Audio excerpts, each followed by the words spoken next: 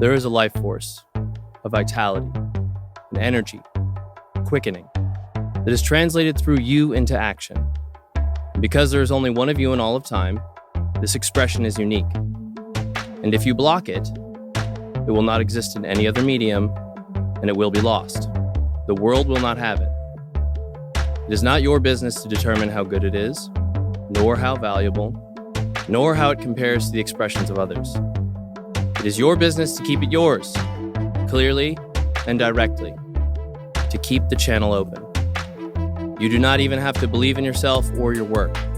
You have to stay open and aware to the urges that motivate you. Keep the channel open. No artist is pleased. There is no satisfaction whatever at any point.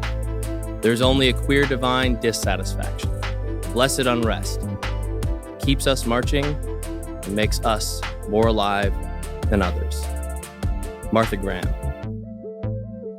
And welcome back. Hey, Chris, how you doing?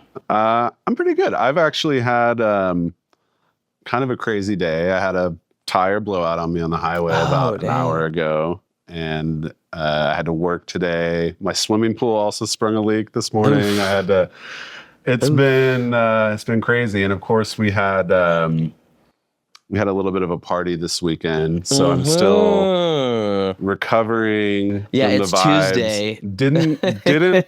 Didn't take Monday off because I didn't actually make it to Crybaby Hill because of the Saturday that we had at my home. But no regrets. It was a good time. An even bigger party. Yeah. Yeah, that honestly was a really good party. I really needed that. Yeah. No, it was. I can't wait for Cannonball Chris to make his debut. So Chris has got a new social media. It's something where it came about on Saturday. We're still workshopping it, but should I spoil it before we make the content? I think it's good. I think you might have. Well, I know I'm going to make the content, so I can probably go ahead and talk about it. So basically, it's going to be a series where I do cannonballs off of a platform into a swimming pool, and then on the way down, I'm going to be in the 3 seconds I have before I hit the water, I'm going to be espousing wisdom. is essentially. So be on the lookout for that. It's coming soon. Trueson's co-pro on it. Yep. Happy to have him and his platform. Yes. He's been blowing up lately. Yes. We'll talk about that later. Yes. Low key, it's been amazing. Yeah. But I love our new space. I love just the opportunity to sit down here and chat with you. It's always great to catch up. So what have you been doing lately? What's going on in your world? I've been doing a lot of. Oh my gosh! Whoa! You hear that? Is that a knock at the door? That was a knock on the door for sure. Was that a knock at the door? Who could that be? It could be anyone. Who could it be? Oh my God! Oh my gosh! It's Sydney Lee! Oh, what are you doing here? It's good to Welcome. see you. Oh my gosh! Welcome. I love the space. Thank you. Welcome to the Parlette. Oh, the Parlette. The Parlette. Have you ever been to the Parlor? No. Well, you gotta come to the parlor. You gotta come to the parlor. Yeah, the parlor is Trueson's house. Mm-hmm. Oh, the Parlette is the set piece. This is basically what Trueson's living room looks like. Oh, really? It's kind of condensed down. Okay, well, I look forward to It's the Parlette. It's the smaller version of the parlor. I look forward to the invitation. Yeah. Well, we're gonna have to do another. He does the salon. You've heard of the salon at the parlor, the soiree at the parlor. He does these morning art events that are really cool, and then soirees are basically parties, and then you can talk about it too. Yeah. No, it was way. I've been doing that for a good minute now, community building. And I think I feel like if there's one thing I can hang my hat on, honestly, as an artist, I feel like the whole parlor stuff that I've done with my wife Zia, she's an incredible partner, and so the two of us have been doing a lot of community building, just promoting arts, allowing artists to see each other, to speak, to mingle, build connection, all that kind of stuff. You guys are a good power couple. Well, thank you. You're welcome. By the way, shout out to Zia. Happy birthday. Happy birthday. Oh, happy birthday. Her birthday will have well passed when this episode comes out. Well, but it is her birthday. Yeah, it is her birthday. Yeah. What's the most important camera to look at? Is there a most important one? This is your main camera, but they're all important. Okay, they're all important. Okay, I just needed to know. But if you wanted to lock in and address the audience, you would want to look at that one right there. Yeah. Okay, I hope you guys are enjoying yourselves. Yeah. Could you close that door, Will? Oh yeah. Sweet. Cool. Well, Sydney, just was telling Trueson I didn't quite make it out to Crybaby this year, but I do have the Instagram app. Yeah.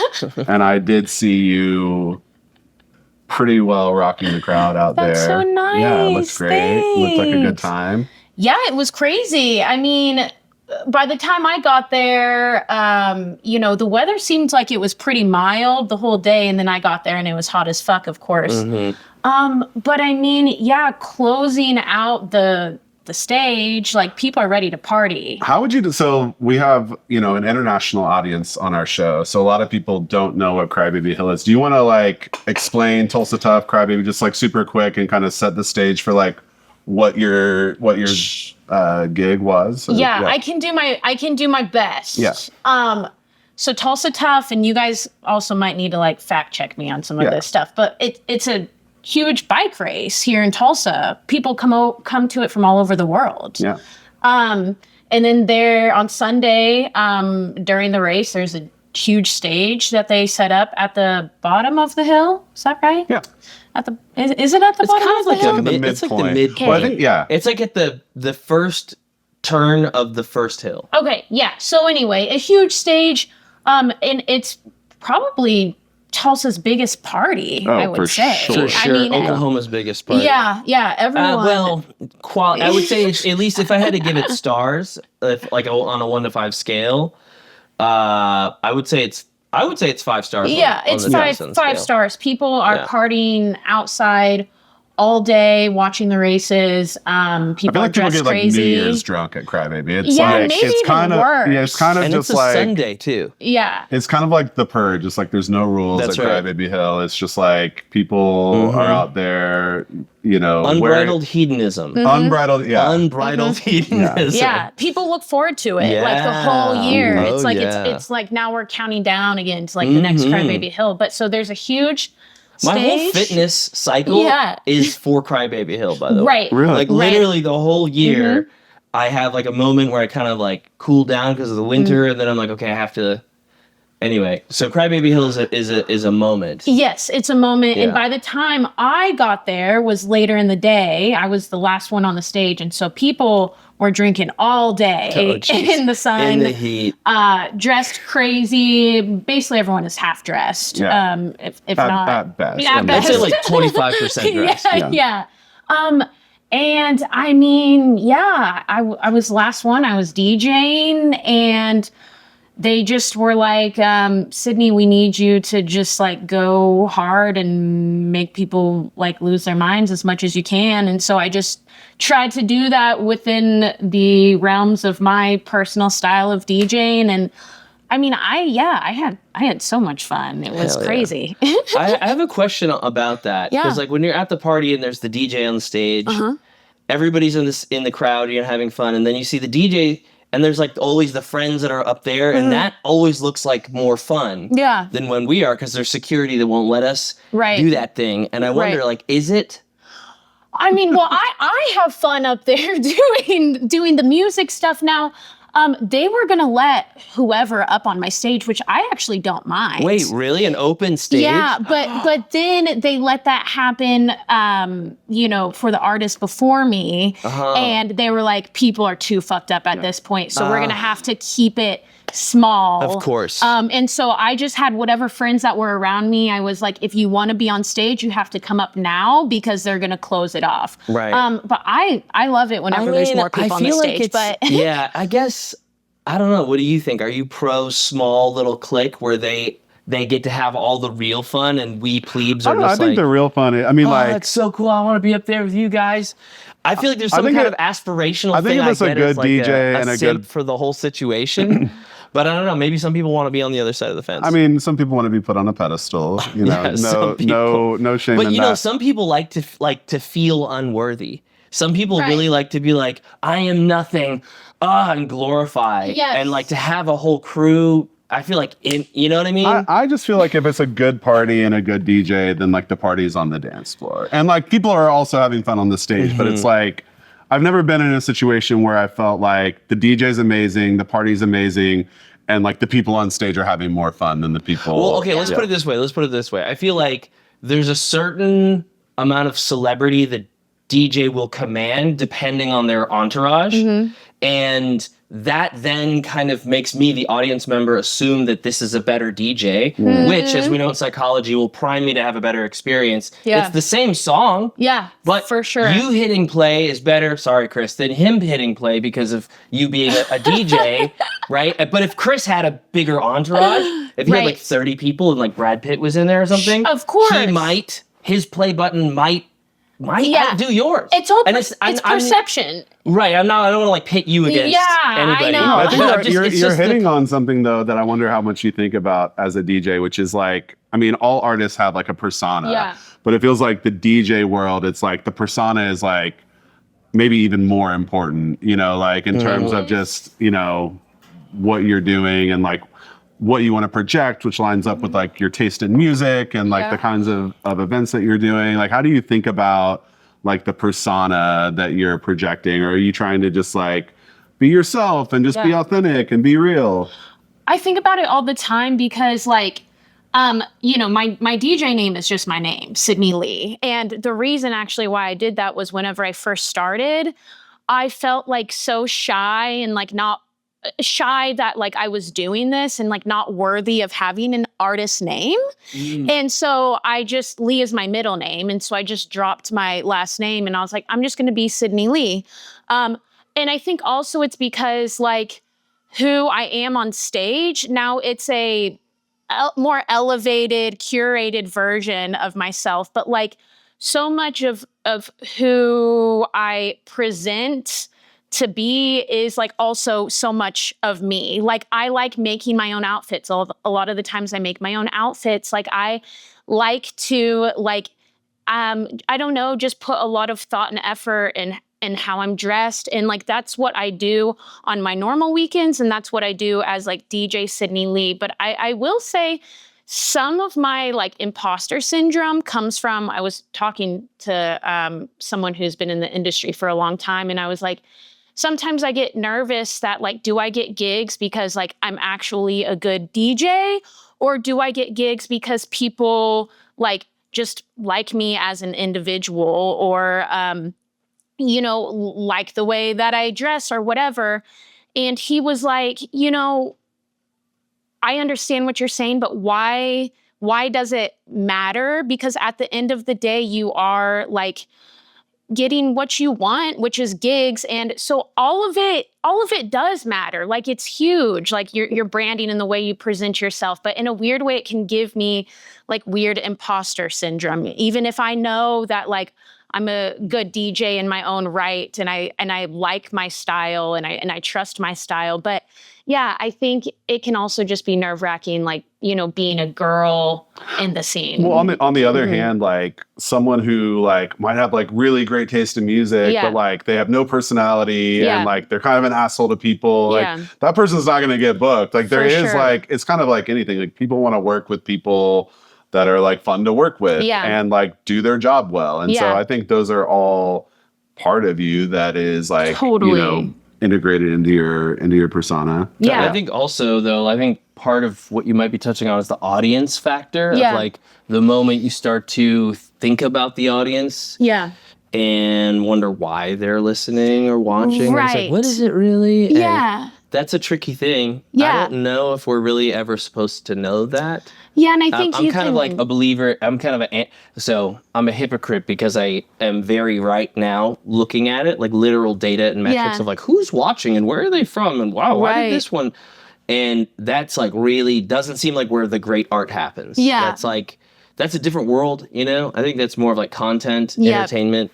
Yeah, and this is a thing I think about the difference between art and entertainment.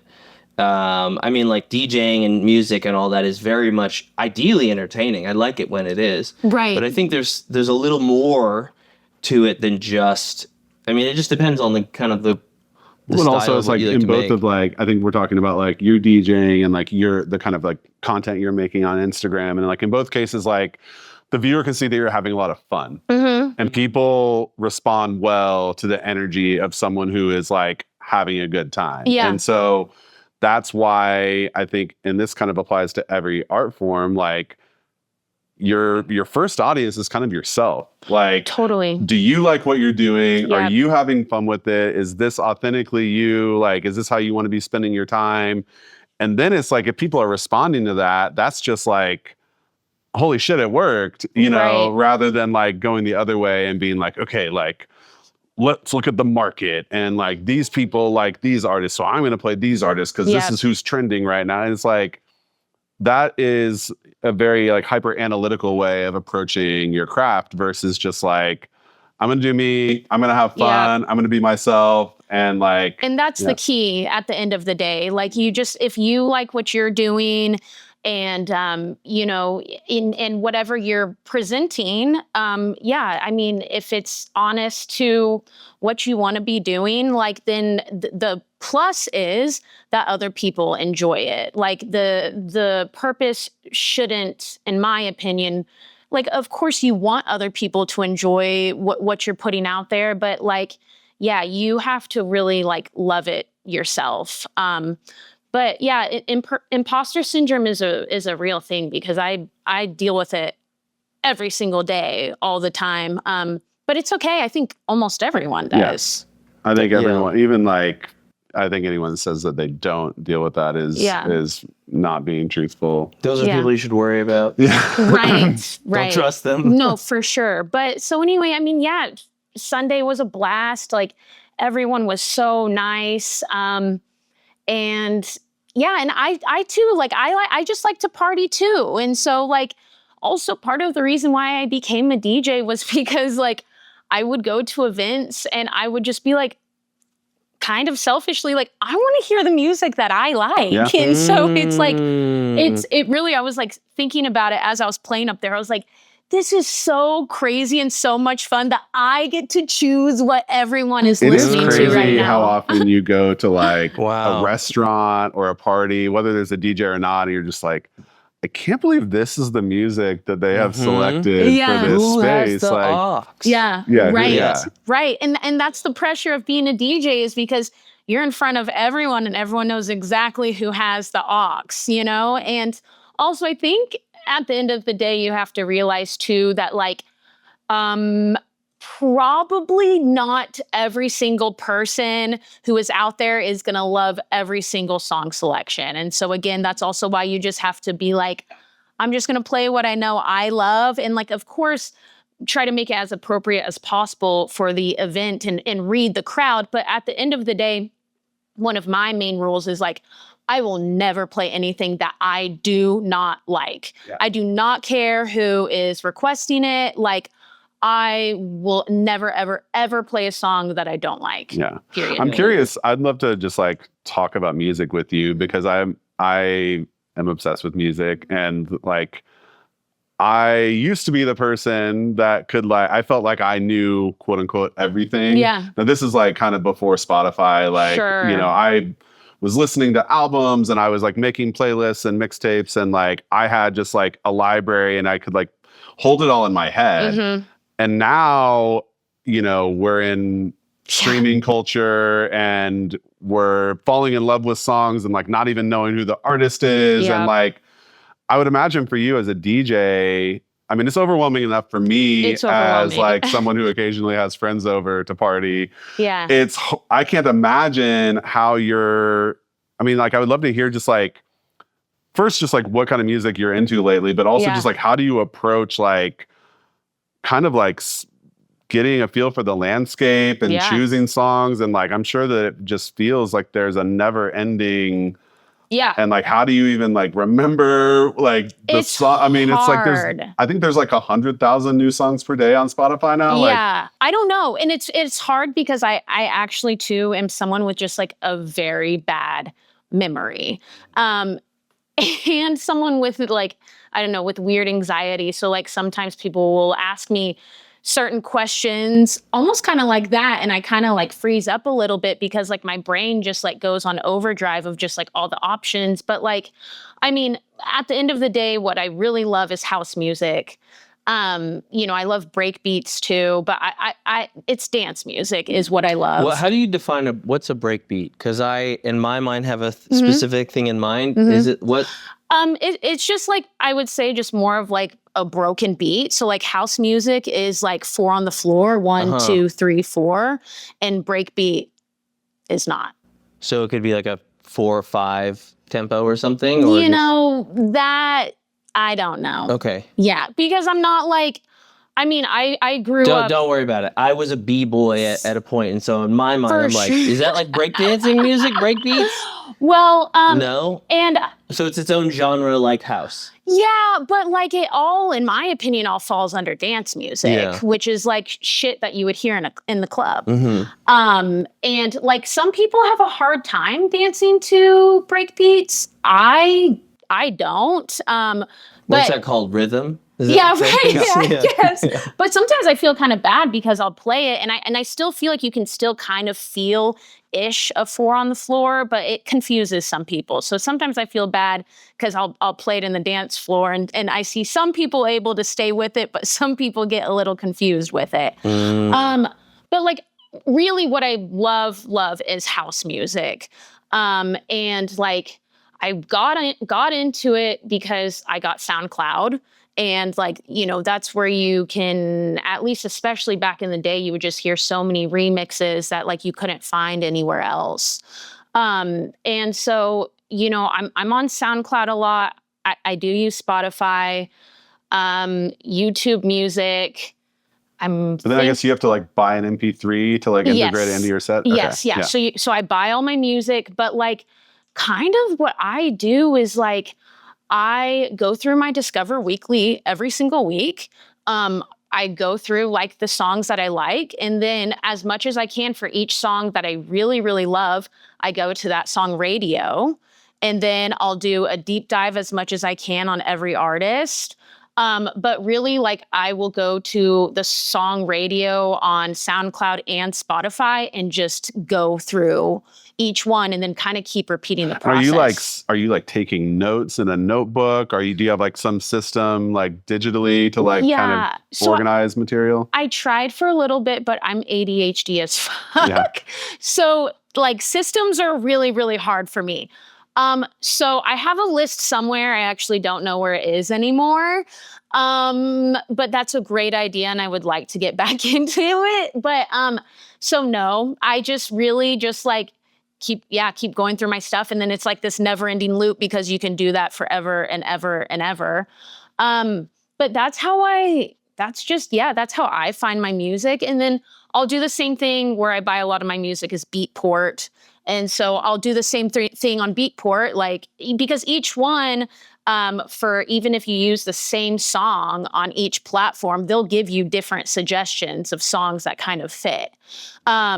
And so, yeah, I just do that. And it's like just a never ending loop of, great music that you can find. But I really do love SoundCloud because I mean, I just love the shit that bedroom producers are putting out. And like, not all of it you can put on, you know, a Spotify or Apple Music or whatever.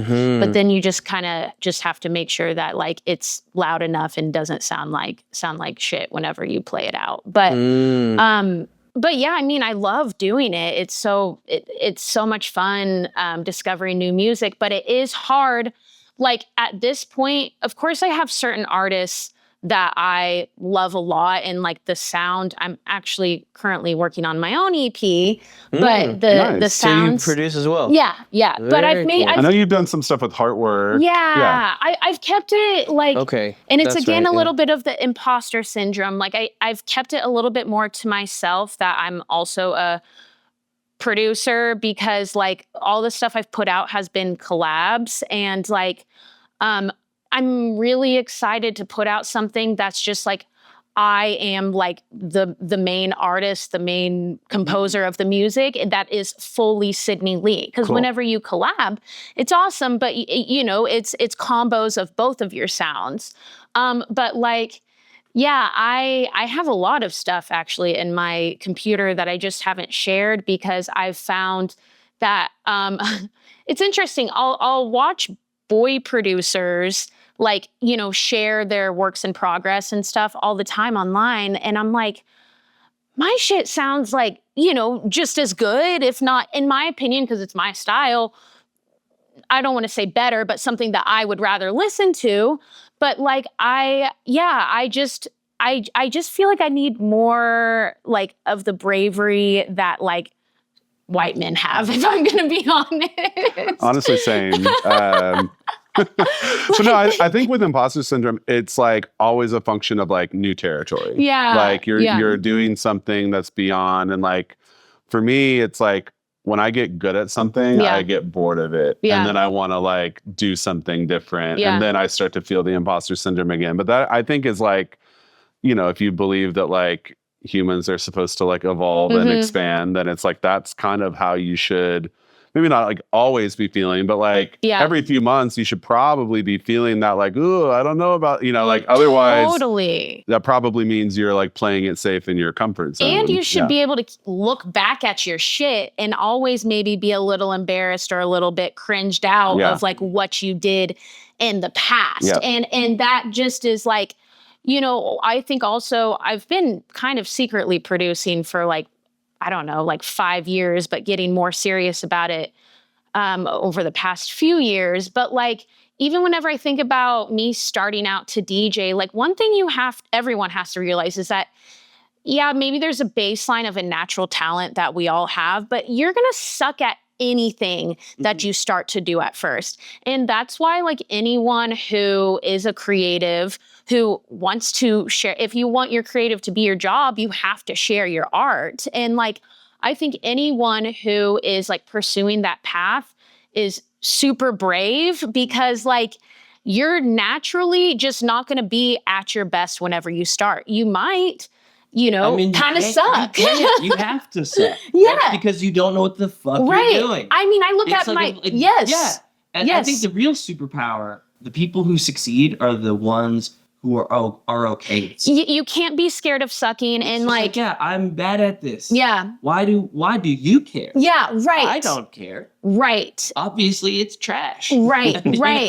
Yeah. But even in the moment too, sometimes you don't know that you know, for lack of a better word, you suck. Like whenever I remember my first DJ gig, and like, it was great. It was all my friends showed out. It was at Fassler Hall and it was fully sold out, packed, lying around. Like it was amazing.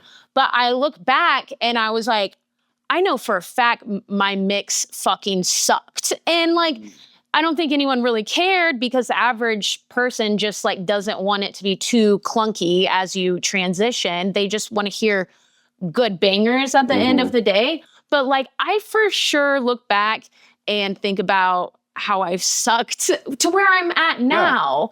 And also the music I listened to then, I was like, I don't love that now, but the important thing is to like put it out anyway. Because what I see a lot of artists do is like, they'll make something, they'll kind of like it, and then they'll sit on it for 6 months, and then they get to the point where it's cringe, and it's like, you should have just put it out there, and you can still think it's cringe later, but like, you know, at least you're like putting stuff out there and kind of figuring it out. And I'm guilty of that too. Yeah. You know, like I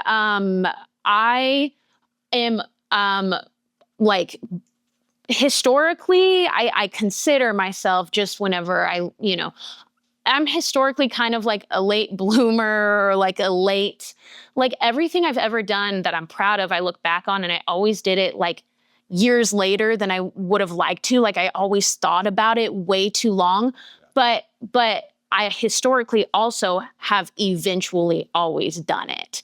So like even DJing, I thought about it for years before I was brave enough to do it. But we were talking a little bit earlier, you were an artist before you were a DJ. You were doing theater and stuff? Well, yeah. I mean, I've always considered myself some sort of artist. Like I did theater in school, and like in college, I did shows and stuff. And I've always just liked to, like, I honestly just love, at the end of the day, when I think about the things that I love, it always comes back to like a version of storytelling, which DJing, in my opinion, is a version of storytelling. And like the other things I like to do, which is like being on stage and doing weird shit, storytelling, even like talking. Like I love to storytell, like, and I like comedy and all of that shit. And so but I've always been a super, super creative person. And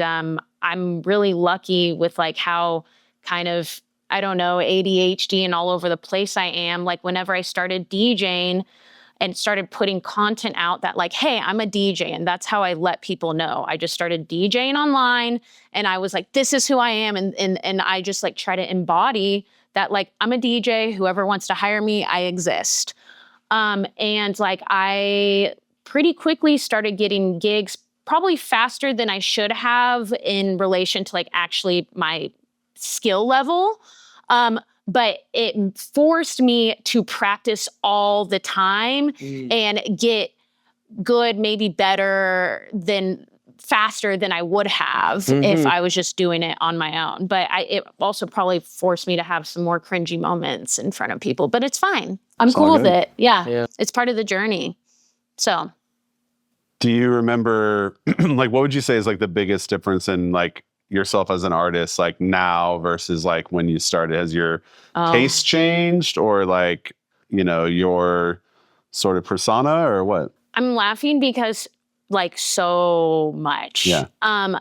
Whenever I first started, well, first of all, my taste has changed a ton. But like me as a person, like I was so much more, I am like innately, I've dealt with it my whole life and I'm trying to get better at it, but like I'm a people pleaser. And like, I'm really assertive in certain instances and not in others. And I have not figured out like what the difference is yet. I can relate to this a lot as like an ADHD creative person, people pleaser. But then weirdly, some places can be very stubborn and kind of an asshole. And then other places a complete doormat. Yes. And as I'm learning, I think it all comes down to how secure I feel in that space. And I don't know how much of the ADHD has influenced insecurity, but it definitely like certain areas of my life, I'm like, ugh, because I'm really bad at those things. Yeah. And so I have been in this practice of remembering that I don't actually have to. Basically, you can be an asshole all the time. Yeah. That's what I'm working on. It's just being no, not really, but like the assertive. Point is, on the stuff you really believe in. Like don't be immature about it if there's something that you're just like, I don't want to be embarrassed or say no or whatever. But if you actually, especially when it comes to your art form, if there's some stuff that like, this is your art form.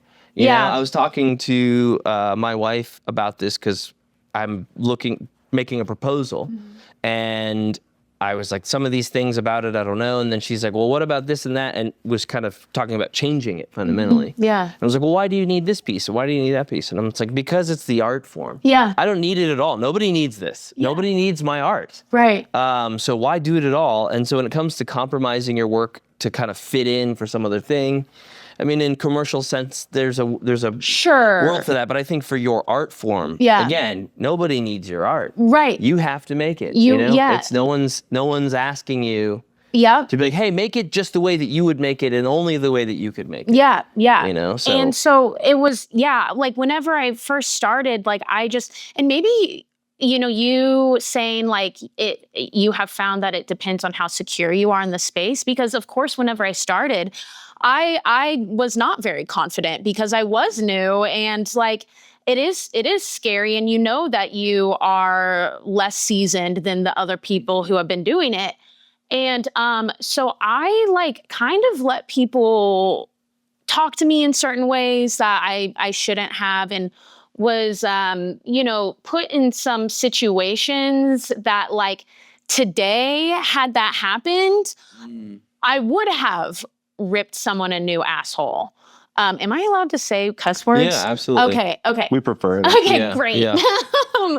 But so like, I have like gotten a lot more confident and assertive. It's nice, isn't it? It's really funny fantastic. though. Like it's always helpful to remember that like our own experience of ourselves is like you never know how you're being perceived by others. Cause like I don't think I was at your first DJ gig, but I know I hired you like for a TCE or something like pretty early on. I've always perceived you to be like confident and she's doing her thing. And it's like, you know, and I know this is true for like a lot of artists. Like people would probably be surprised to hear Trueson say that he struggles with that. Like, but yeah, we're our own worst critic, and sometimes you have to like try to embody the vibe before you fully feel it yourself. But then weirdly, by you know, the fake it till you make it thing actually does turn you into the thing that you want to be projecting anyway. You have to like kind of embody like what you want to be tomorrow. You have to embody it today, and that's like kind of what I learned. But like I still get super nervous before every single gig. Like I make a joke before any gig. I mean, it could even still to this day, it could be at Cellar Dweller and there could be 3 people sitting in front of me, and I'm always like, should I like run away? And like,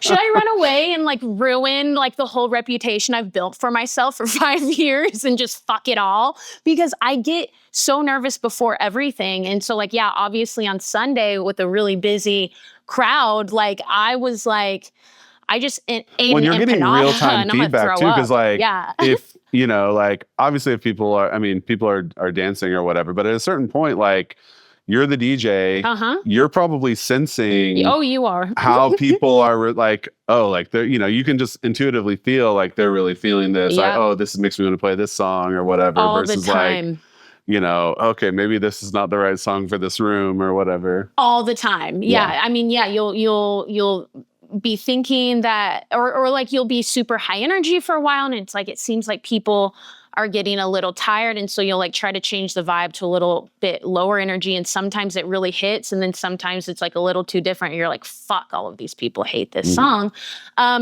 But you know, it's also part of the like fun and the adrenaline. Like it's so weird because like I am someone who's like kind of, I feel like addicted to adrenaline, but in a weird way. Like I don't like heights. I don't like roller coasters. I don't like anything that makes me feel like I could die. So like, I don't like skydiving or any of that fucking shit.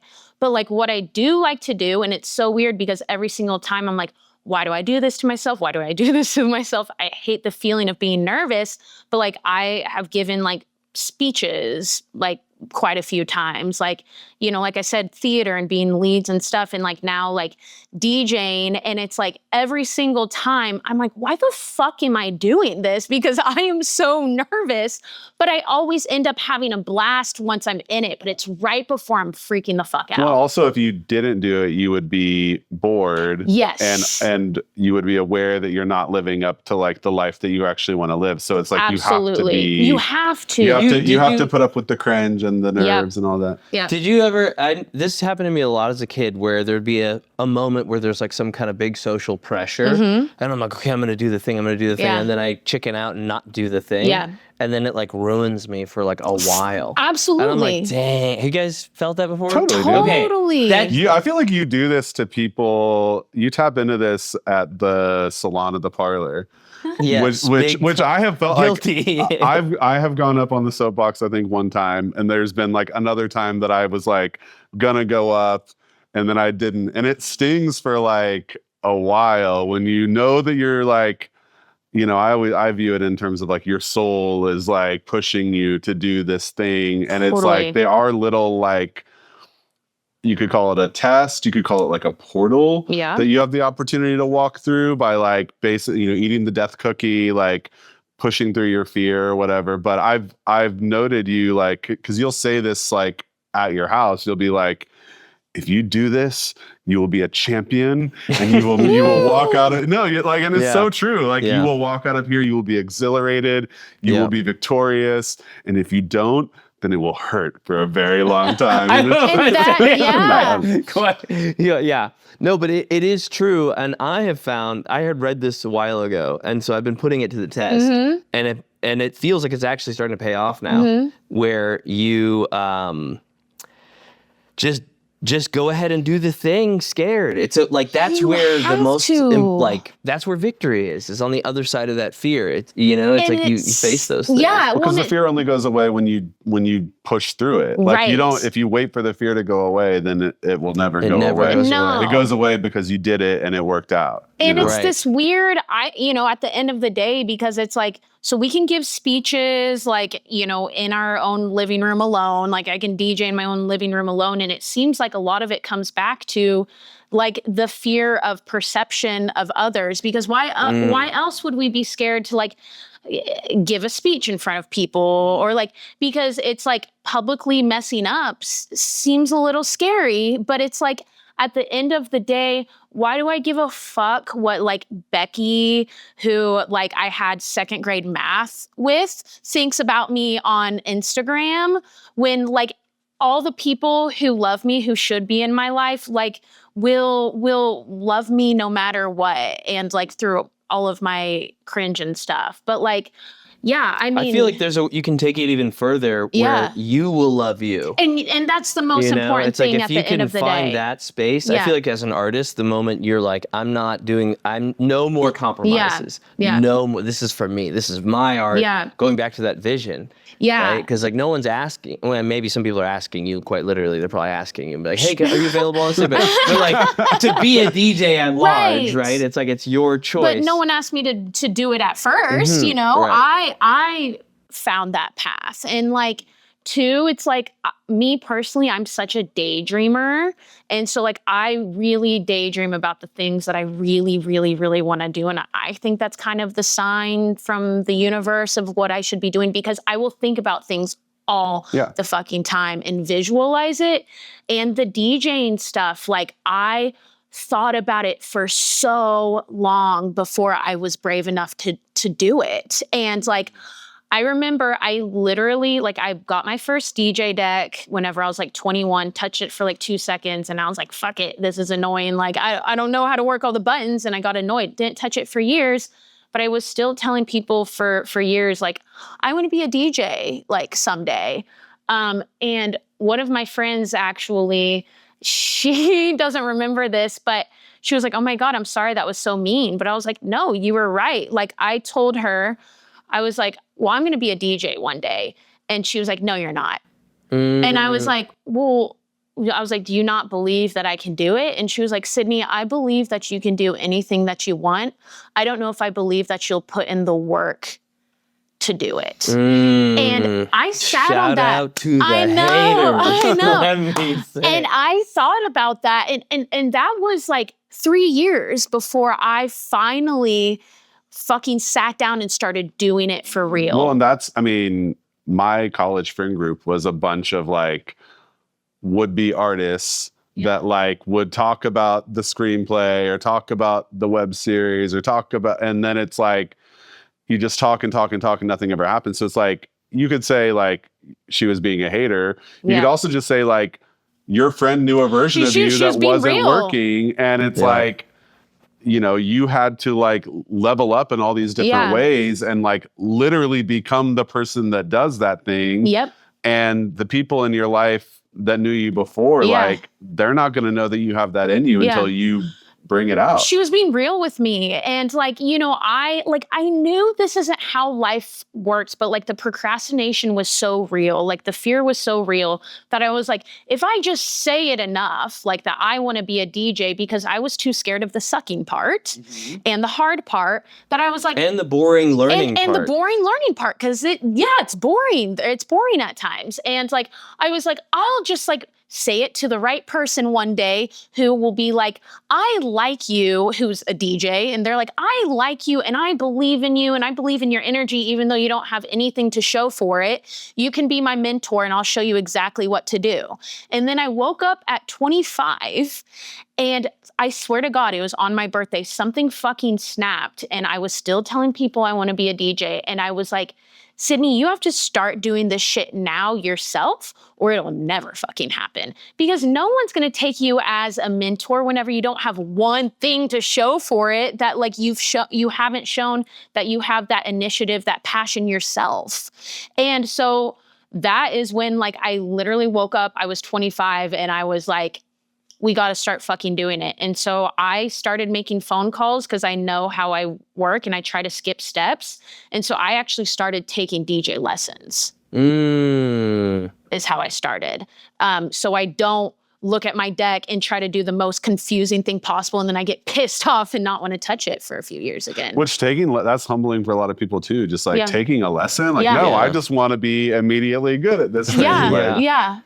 And so I think about practice. Yeah. Right? I think about that word. I use that word a lot, and it's kind of like one of my mantras now. Because the fancy artists call it your artist practice. Yeah. And I think it's important to think of it that way. In the same way you have like a medical practice. Yeah. Where the intent is that you're always learning. Yeah. You're not saying that you have it all figured out. That you're always you're like a scientist or making discoveries, and so you're trying to always know more. And you have to. I think that is like a great way to approach life, is to always think of that this is part of the practice, as well as the awareness that like you get rusty if you don't practice. If you stop doing it, your skill starts to go backwards. It's not like you don't just get to have a checkpoint because you did it once. I know that as like, especially things that require coordination, you have to do it a lot. With the practice thing that you were saying, like I said, my memory has gotten really bad because I kind of went through some weird things this past year and a half. Do you smoke weed? Not like a lot. Okay. Honestly, like not to get a sidetrack, but like my memory, what it used to be. And I'm just like, is it like what is it? I'm a little concerned. Is it lifestyle? Is it aging? And I consider myself like a pretty like. I don't drink a ton. I don't smoke a ton. Like I dabble. I think but like, I honestly think that it's like information overwhelm. Probably. Like we cannot like it's important to like stop and like remind ourselves that like we are in an unprecedented time in terms of like what we're doing on our phones and the way that is taking our attention, and just like how, I mean, like if this were 50 years ago, like you wouldn't be keeping up with 5,000 followers or whatever, like, or like 50 friends or whatever. It's just like our social circles have expanded. We have parasocial relationships with people on the internet. Yep. We're consuming content like, TV, movies, music, podcasts, reels. I feel like everything takes longer. I've noticed that when I'm plugged in or just on social media, I'm slower at everything. I think there's some like real research that supports that as well. I'm sure there has to be. I had a moment where I was kind of off social media for like a 2-3 week period, maybe 4-week period. And it was the most productive I've been as an artist, maybe in my entire life. I know. And then Instagram blew up, and now it's back to shit. Yeah, well, I mean, I'm trying to tell myself, I'm like, no, content is another form of art. And it is. It totally is. But it's hard. I'm trying to make sure it doesn't turn into like content slop. Yeah, you gotta just find the balance, and like, because honestly, like I know a lot of people hate on making content, or like certain artists do or don't like the content part. Like I actually enjoy making content. Like I think it's kind of fun. Like it's like your own little like it's like if no one will give me like my own show and like whatever, like I'll just make my own show on my phone. We did the drama club event together with the links, and like the content that you guys made to promote that show was so fun. Yeah, and like I said, like I'm a little theater, and so like I like doing the theater. I think it's I feel like this fun. Is this low key. It's this weird moment where theater kids actually have an edge because of technology. Absolutely, that's true. Like. But generally, like all of the social outcasts, like the nerds are like the technologists, like the theater kids. It's like all of the like it's completely things are flipping. It's completely flipped, and now it's like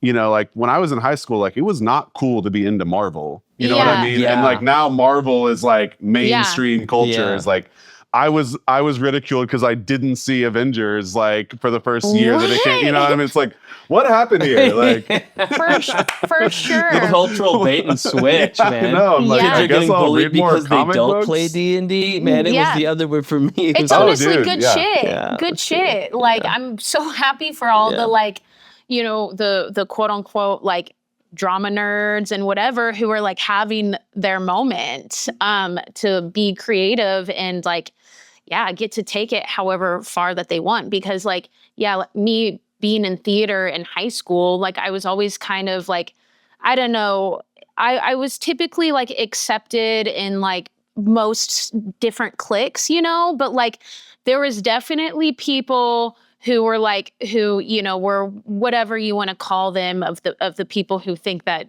drama nerds are weird or whatever, who were like, should we let Sydney like hang out with us? But like, she was like dog catcher number 2 and woman number 3, like on the stage, and her pants were hiked up here, and she was like talking like this, and like, you know. Wait, how was she talking? She was talking like this.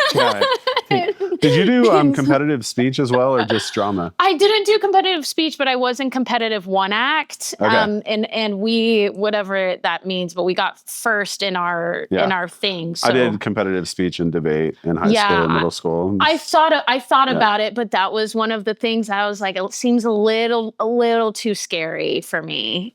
Oh yeah, for some reason I think I started doing like competitive speech. I think even like in 5th grade. That's and it was legit just like, shit. Yeah, and then I converted to debate like my sophomore year in high school. And that's legit shit too. Yeah, people can do that fucking shit. That was like, fun. Yeah. My parents made me do it. I didn't want to do it. I didn't want to be like a nerdy debate kid. Yeah. And they forced me to do it to develop I was also like very like introverted and shy, and like my coach was like at a parent teacher conference, was like, he needs to do debate. And I was like, I thought it was the worst thing that ever happened, and it was like, shit, it actually was the best thing. So in hindsight, like you were happy that you did it. Oh my God, yeah. Because it was like I got really good at it. I was like coaching debate in college as like my job, and it just like it literally like it developed my voice, my confidence, like it like changed my life. Isn't it so funny how like one little thing, like a suggestion from a teacher, like your parents being like, you have to do this thing,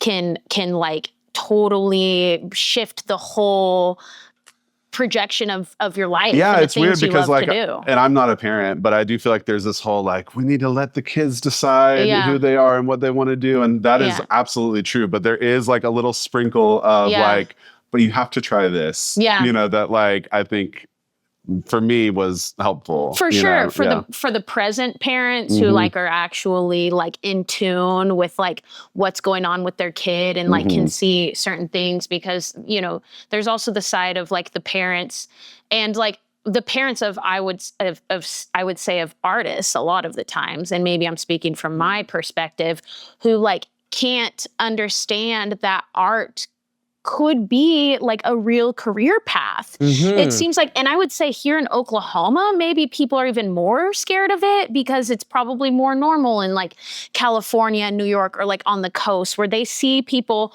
with everyday jobs who are like in the arts, and they realize that like you don't have to be a superstar to be like successful. Creative industry has blown up. So like I remember like having an inkling of like wanting to be some kind of like professional artist or whatever in a few different ways. Yeah. But it was quickly, and I would shut it down myself. And I'm just like, but like there only like 100 people get to be an actor or whatever. Only, you know, and it was true. Like, it was true, for you sure. know, 20 years ago, it was like still a pretty insular industry. And I was like, well, I'm not going to move to LA. I'm not going to move. Like, I guess I'll just like get a business degree. But now I do think that like, you know, the rise of the creative director and the rise of the creative producer and like, you know, like film, you know, videography and filmmakers, like there's like thousands and thousands more videographers now than there were 20 years ago. And so like you can see for a kid now, and yes, it's more competitive, but also it's more democratic. Anyone can kind of like start making things with their friends and put it out there and find an audience. And so I do think there's like that, you see it to be a kind of a thing that like people that are kids right now can see a lot more of like what a path could look like. I think that's, you have to be able to like, you know, or I guess, you know, it's helpful if you can kind of like have a loose idea in your head of like what your path. I'm sure you did that with DJing. It's like, okay, like if this is going to be my career, like how many gigs per week do I need to do and at what rate? And then, you know, like you're kind of like and then you can kind of like have a map of like, okay, like if I work hard, then like I can see how this is possible. Totally. Well, and like, you know, my family still has no idea what the fuck I'm doing. Like they don't understand. And like, you know, my dad just went to like went to his first gig of mine like 6 months ago. And like, they just like didn't understand it. And I still sometimes think like, my family luckily is like not the people who are like, I don't know, super like controlling in the sense of like, we're going to be really mad at you if you don't go down this path. But I do think my family still gets like a little worried about me of like, is this like actually going to be like sustainable? Because I still have a very, very, very far way for me to go for where I want to be, to also be like comfortable in my life and ways that I can provide for people that I love. And so it's like, you know, that's kind of one of the hard things about being an artist too, is like the people closest to you, like at the end of the day, you have to be your own advocate and you have to believe in yourself more than anyone. Yeah. Because, you know, for me, one of the hardest things has kind of been like people just like kind of wondering like, so is this like a phase? Like when are you gonna kind of like do something where you can have like health insurance and like, you know. People project their fear onto you. They do, and usually that's exactly what it is. It's like you're embodying something that is probably in them somewhere, but is like completely unexpressed. Yeah. And you know, in the case of like family or parents, it's like, you know, you're evolving beyond, and this is like what you're supposed to do. This is not a dig at anyone's parents, but it's like each generation should kind of like build on the last and take it further and like be more in full expression. And so like you will have like, you know, a family, and this is like, I think true for everyone in the room, like that doesn't always understand and like, you know, are, you know, in the name of like looking out for your best interests, are just like throwing all their own fears and their own unlived lives, you know, and they're like, yeah, but like, you're not afraid enough, you know? Right. Like, don't you know how, exactly. You're not going to make it. That's for sure. And I think there can also be another kind of, person who's just kind of oblivious to how good you are at what you do. Right. Because they like fundamentally don't understand. They don't understand. And so it can sometimes just be ignorance. And that's absolutely, you know, what it is a lot of the times. Like, it's just like, especially like the older generations who like also were never really in the scene. And so especially aren't in it now. They're like, the fuck do you mean? Like you're DJing and like where can that go? But it's like, I've just like really learned that it's like, for me, the hardest battle is just knowing that I need to believe in myself every single day, because no one will believe in my vision more than I will. You know, and that's why like I just can sometimes be hard on myself too, whenever I know I'm not doing everything that I can be doing every single day to like just become the person that I know is in me that will happen one day. But it's like, it sometimes does feel like you're just like, I don't know, moving against the current to just like, it's like you're hearing all of these thoughts, and then you're hearing also you're getting older and you're running out of time and all of this, and you just have to keep going, like no matter what. And like, again, I think the successful ones are the ones who never give up. Like you just cannot stop. One is also, we've talked about this, I think, on the show before, but like for me, it's like, I'm someone that like, I like to redefine myself. Yeah. And I like to Me too. dabble. And sometimes the hardest thing to do is like say you make a commitment to yourself, like, I'm going to do this. Yeah. And then like, you kind of get tired of it. Yeah. And you know, but you're actually really excited about this other thing. Yeah. And you're like, I think I'm supposed to do that. Yeah. But then you have this attachment to this version of yourself. Totally. You're like, but everyone knows me as this, and everyone, and I think I'm really good at this. And so then there's that, you know, you have to cut through the noise and listen to your own voice and make sure that like you're always truly tapped into like, is this my true path that is this what I want to be putting most of my energy into right now? Yep. Or am I more interested in, yep. becoming a chef or whatever? Yep. Yep. And again, like you just can't let other people's perceptions control what you want to do at the end of the day. And you have to make sure you don't get burnt out, which is something that I dealt with very, very badly a few years ago. Like I, was DJing full time, and I still am right now, but I'm in a little bit of a different situation than I was then. But I was DJing full time, and so I was saying yes to everything because like I also needed to make the money. So I was saying yes to gigs I really, really wanted to do, but also yes to gigs I didn't really want to do, and that I knew weren't paying me enough. But like, and I didn't love the spot or the crowd, but like I needed the money.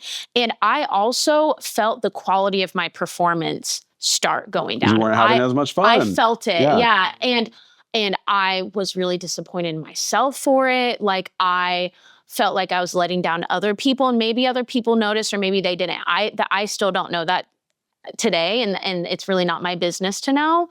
But like not getting burnt out is so important, which is why now I'm just trying to be hyper aware of just like being way more selective of the things that I'm saying yes to, which I think has also come with time and practice. And Trueson, we were talking about this recently with you, because you were talking about you were doing a lot of events and just like, and then you kind of got to that point, and then it's been really fun to watch you like lean into the kind of content you're making, which, you want to talk about that? How burnout has shown up in your practice? For sure. It's been interesting because... Before you keep going, I would say let's try to be done by 7:15. Yeah. Okay. I've got time on my watch. Just making sure we have time to break before. Yeah. Okay. Yeah, it's been interesting because I've been doing events for like 4 years straight now, and really focused with a very clear mission. The mission started was to spur the next great art movement in Tulsa, Oklahoma. Yeah. And the best way I knew how at that point was doing these events at my house, like Chris described. Yeah. And then I started doing different events and a variety and more, and then we kind of took it around, and the parlor and now Parlette and all that. But it's interesting because the thing where I started to kind of grab an audience that was beyond just the local spot, but was deeply a part of the mission, actually, was had nothing to do with the parlor. It was completely unrelated.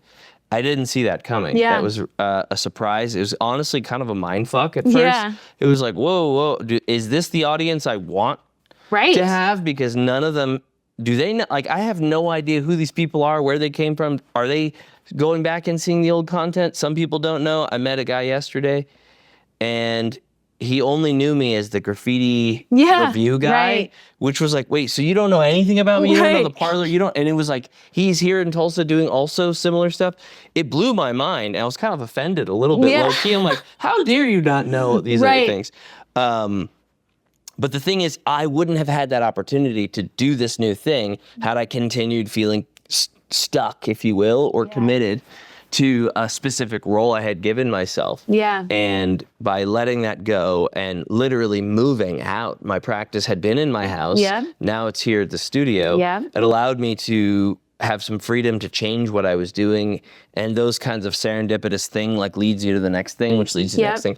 Following what you're saying, like fun. What was the thing that's the most fun? And for me at that time, it was, going to my backyard and reviewing the wall. That was like the most fun. And it was honest to you. It had nothing to do with anything. I didn't think anybody would care. Yeah. And that's this interesting thing is like, and this is the delicate balance as an artist, is it's like you have this concept of audience capture, where the audience starts to determine what you make because you don't want them to leave, and you feel beholden to them. Yeah. And some of them can be specific about what they like and don't like. And I had an example, one guy like, give me a good feedback. There's way too much of your face. We want to see more of the art. And I was like, okay, fair enough. So I did some more videos where it was mostly the art, and he was like, great, I like that we're showing more of the art now and less of the face.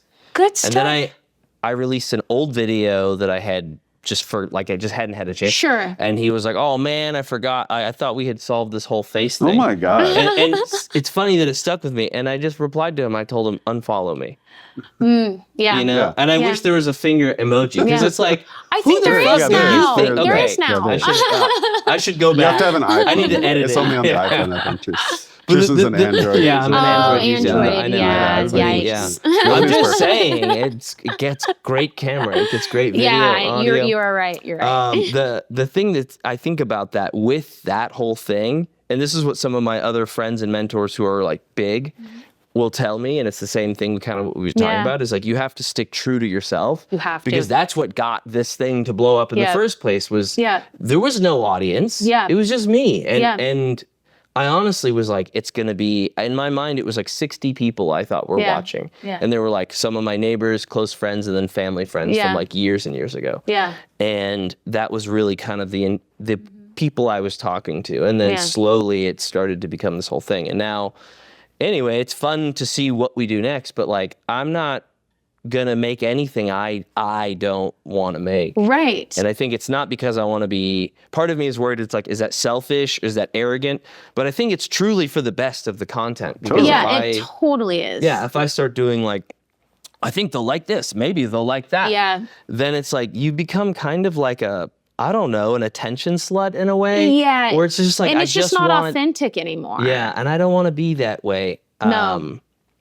But it is a balance. But I am kind of a bit of an attention slut. I mean, I'm an attention slut too. Yeah, like, it's and hard it's not fine. to be sometimes. It's like, who's watching? It's fun. And if you're like an innate performer, like that's okay. Like, it's fun. I used to kind of feel like a dick too, because I'd be like, I kind of like attention and I like performing and stuff, but also it's like, people like performers, like people like to watch movies and like to go to plays and stuff. So like we need performers, and it's like, it's just being honest to yourself. Again, at the end of the day, is if like the reason why you like attention is because like what you want to do just naturally attracts it, or like what you love just like naturally calls for it. Like, then like, so what? Yeah, it's like, there's honestly nothing I can do about it. You don't have to look. You know, and like, you don't have to follow. I like chit-chatting to the camera, and I like playing music on stage. And,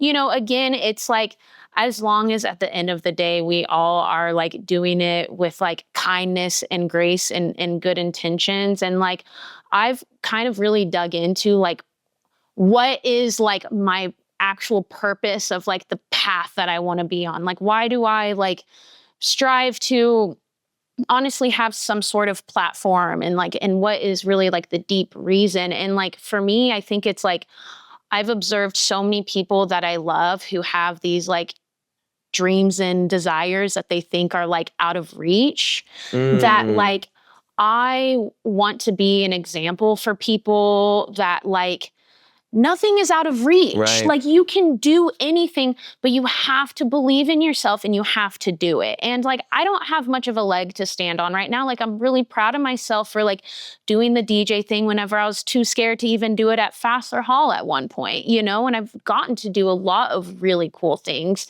even though I still just have a little platform. But like, that's why I want to like keep going, because of course I want to keep doing the art and doing my thing, but it's like, I feel like part of my mission is to tell people, like, it doesn't matter what age you are, like, or it doesn't matter where you came from, or it doesn't matter, like, you just have to believe in yourself, and like, you're never too stuck, and like, you have to take that first step towards the thing you want to do. And I think, like, everything, right? Yes. That's all of it. And I think Sydney, you have bars. Thanks. Sydney has bars. I'm just like, I'm about to go. I'm going to do it. Well, and I feel like I don't have, and that's why I'm like, because like I feel like I don't have much of a leg to stand on, and maybe some people think that I do, and some people think that I don't. But that's why I'm like, because I want to feel like I have a leg to stand on. So I'm like, because right now I feel like I don't have much to show for it. You just played the biggest event in Tulsa. Oh, sure. You just played. Yeah. Yeah, it was amazing. Right? I know. We just talked about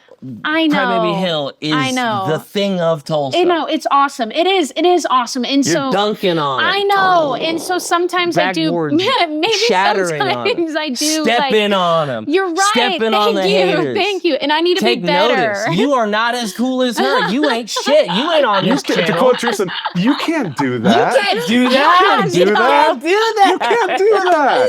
But everyone can. You can. Yeah, I mean, if you try. If you gotta try. And you gotta put in the work. And you fucking do it. And so that's why, like, I even want to do more, because I want to be like, look at this thing that seems too crazy, especially from Oklahoma, which it is harder to, in my opinion, find the opportunity that gets you to a larger scale than if you were in LA, or even I just came back from Phoenix. But and if there's you're a lot in LA, of shit you'd going on and whatever. you'd have different problems. For sure, you know what I mean? Like, for sure. But it's harder, and maybe just the mindset of people from here a lot of the times, because we don't have just as much, you know, we're not surrounded by as much like art and big things and whatever, or things on a bigger scale. And so it's like, I run into so often, like, I want to be this thing, but like, I can't do it or whatever. And I'm like, but you can, but start small. Right, you can't start at the end. Start small. People want to start at the end. People want to like, well, I want to be a professional, successful, rich millionaire rapper. Right. I don't want to just be a rapper. And it's like, oh, so you want to be a rich millionaire who happens to be a rapper. Right. You don't want to be a rapper. Because like, you always say, like, people don't want to make art. They want to have made art. Right. And that's true. And it can be hard, and it can be tedious, and it can be scary. But it's like, even in like people who are like in a certain corporate job that they like hate right now, and they're like, what I really want to do is I want to like sell my homemade hats on Etsy, and I want to do that full time. But like, no one's gonna love my stuff. And it's like, I look at it and it's like amazing, and it's like, well, just start doing it. Make the hats. Make the hats and start making the content, because people also will be like, how are you brave enough to make content? Oh, yeah. And it's like, maybe you just do it scared. Like, because I am someone who is like, I am hyper like aware of like how people perceive me, and like I want to be well liked. Like, I think it's in my nature to try to be kind and whatever, but like, do you have anybody who currently dislikes you that you're aware of? I think so. How is it more than like 5?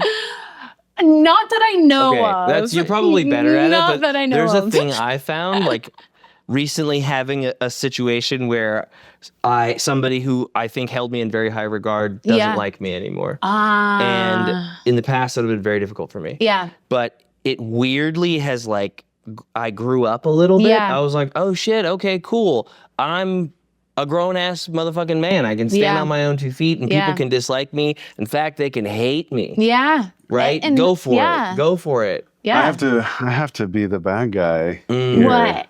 Well, we have to wrap we this do? incredible conversation. Dang. Sydney, this has been... I appreciate it. It's one of the... I knew it would be good, but it's been better than I could have imagined. Yeah. No, I think people are going to really resonate with what you're saying. So. I think this is like one of our biggest like hype episodes. Like, watch this episode and then like read Stephen Pressfield's More of Art and then fucking...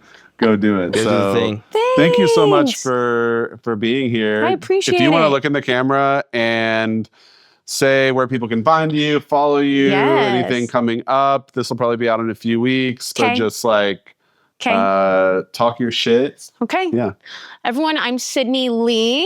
You can find me on almost everything at Sydney Lee Sounds. That's Sydney as in Australia, Lee double E, sounds as in what you hear with your ears. And things coming up, I don't know, I'll post it on my Instagram and shit. My name is Sydney Lee. And remember, keep the channel open.